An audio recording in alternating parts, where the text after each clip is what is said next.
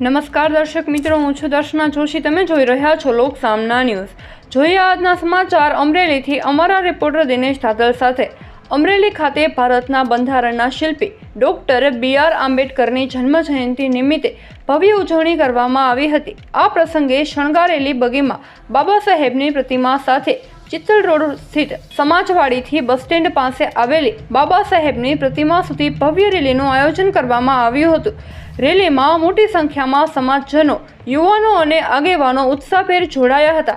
Rally દરમિયાન જય ભીમના નારા સાથે સમગ્ર વિસ્તાર ગુંજી ઉઠ્યો હતો અને દેશભક્તિ તથા સામાજિક એકતાનો માહોલ સર્જાયો હતો.